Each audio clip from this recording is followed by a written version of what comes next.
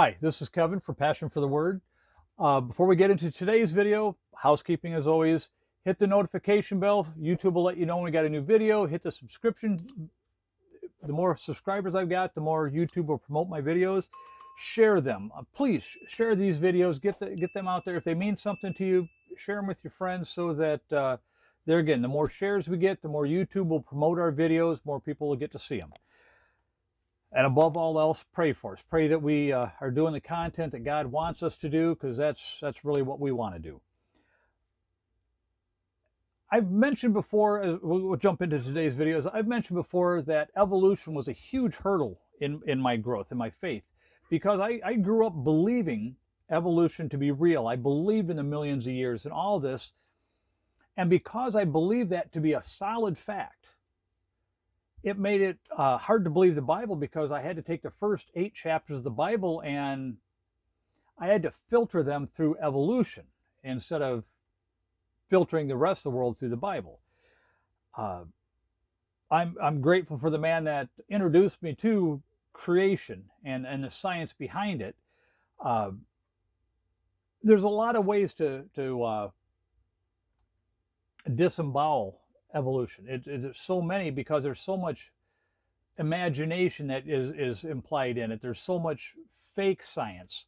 It's so far from reality. It's ridiculous. Some of that you can use the Bible. Some of it you can just use science. Today I'm going to be doing more on evolution. I don't want to do a 1-hour video, or and you could do hours and hours.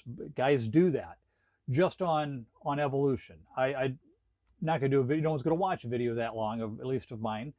So I'm going to do them in smaller segments. This will be one of those. We're going to look at evolution, the possibility of evolution and natural selection, just from a point of logic. Just that argument. To make sure we understand some ground rules on evolution, natural selection, which is what they believe drives, what they claim drives evolution, basically would say you've got a litter of whatever animal you want. It could be a rabbit, be wolves, whatever. Out of that litter, one of those offspring is going to have a slight advantage over its siblings. It could be better camouflage. It could be able to run faster, a little smarter. Whatever it is, it's going to have whatever this advantage is, it's going to have one of several results. It's either going to allow it to catch more food, or avoid being food, and or produce more offspring, more viable offspring of breeding age. Doesn't matter if you produce 10,000 offspring, if they all die before they breed, it meant nothing. So having more of your offspring reach sexual maturity and reproduce. It's going to be one of those things. Natural selection has to be immediately beneficial. A lot of the stuff that they will argue, the evolutionists will argue as evidence of evolution, would take several steps. If you've got several steps on the way, that implies planning. That implies intelligent design. Now you're a creationist, not an evolutionist. The evolutionist, the believer in natural selection, that person does not believe in God. They can't have planning. If you want to try to blend the two, we'll cover that in another video, how the blending of evolution with God and the Bible, it doesn't work. But we're going to stay on topic on this one. We're going to show an example of some things that we all can agree are universally bad, that if natural selection had been the driving force behind our origin, we'd actually think they're good. Murder. Universally, amongst all mankind, murder is considered bad. It's wrong. You get caught murdering, you're likely to be put to death yourself. That's even biblical. From a natural selection standpoint, if I'm in an area and there's another tribe, whatever, a couple miles down the road, and we're competing for food and everything, and I go to that tribe and I murder the head of that tribe, or murder the man in charge of it, whatever, I've gained. Natural selection has selected the stronger to conquer the weaker. he doesn't get to reproduce. He doesn't get to pass on any more genes. The guy that successfully murdered the weaker one gets to produce more. Uh, if this were the case in natural selection, we would view the guy that can successfully murder and get away with it. They'll argue, the evolutionists will argue, well, what if he gets caught? Well, then he wasn't successful. What if he's not able to pull it off and that guy kills him? Well, there again, he wasn't successful. I'm talking about the successful murderer who can kill his competition and get away with it. Evolution, natural selection, is going to put him higher up. His genetics are going to advance to the next generation, where the guy that's murdered, especially if he's murdered before he produces any offspring, obviously his genetics don't pass on. Next one, rape. Very closely tied to the first one. Universally, rape is considered evil. It's considered bad, and in many countries, you get caught raping someone, you're dead.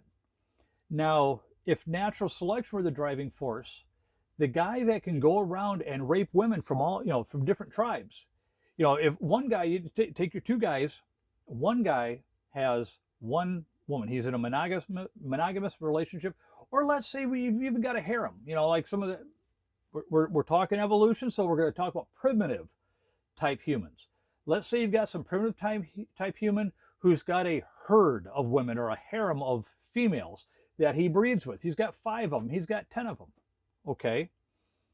He's got 10 chances, or 10 women to produce kids with. The guy that's raping a new woman every night, he's going to spread more genes. I'm not arguing that rape is good. I'm just saying with natural selection, it would not be considered evil, because the guy that is out successfully raping, getting it done, and not getting caught, he is going to, just statistically, have the opportunity to pass more genes on, to produce more generations or more offspring in the next generation, passing on his genes. There's no explanation in natural selection and evolution that would make rape a bad thing. And that ideology, rape would be a plus thing. I get to pass on more of my genes. I get to produce more second generations of my line. The more I rape, the more successful I am, not the less successful. Lying. We'll cover lying now. If a person can successfully lie, and by successfully lie, I mean, I say something to you, you believe it, and you never know any different. You take my word to be truth. Now, in every culture, pretty much lying is considered to be a negative thing. It's not plus. But under natural selection, under evolution, the successful liar would have a definite advantage. I could say to my enemy, we both need to go hunting. And I could say to him, hey, you know what? I went hunting over in that field and there was a lot of game. You go over there and I'll go over to this field here because I didn't see as much over here, but I'll let you have the good field. Well, if I'm lying to him, I just got the good field for me to feed my family, my offspring, and I just tricked him into taking the poor field or the poor woods to hunt in. Whatever the case may be, if I can successfully lie, I have an advantage over the guy that's naively believing my lie. Natural selection would not explain how, if natural selection were the way we came about, we would not universally look bad on lying. A good liar would actually be elevated.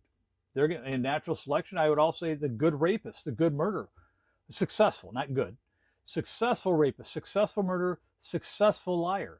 These would all be elevated if natural selection. The last one, and it's no coincidence that these are all part of the 10 Commandments, but stealing. In every culture, a thief is looked down on. In many cultures, a thief get your hand cut off or be put to death. Universally, mankind considers thieves bad. But in natural selection, a successful thief has a distinct advantage. If you went out and hunted and you killed some cave lion and you've got food for your family and you risked your life doing it, and I'm able to successfully sneak into your tent, whatever you got, where your cave, and I steal your meat for my family, do I not have the advantage? I didn't have to risk my life with a cave lion to get my food. I was able to sneak in and steal food from you. You're left without a meal for your family, and my family is eating. This is a direct benefit to my next generation offspring, and you for being an honest individual, going after your food honestly, not stealing it. It's a negative for you if natural selection were the driving force.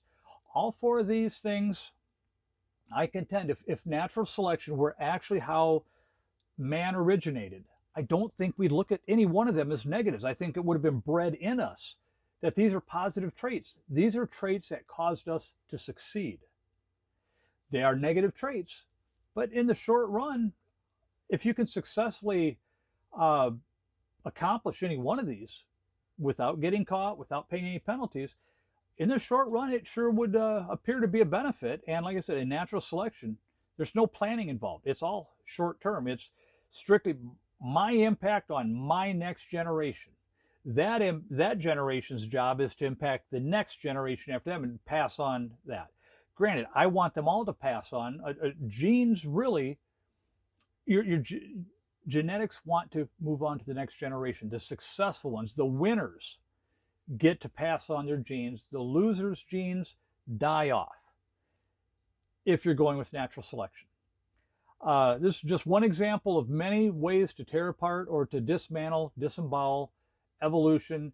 This one's strictly philosophical, but I just don't see any exceptions to it. By their own rules, their hands are tied. Thank you, and God bless.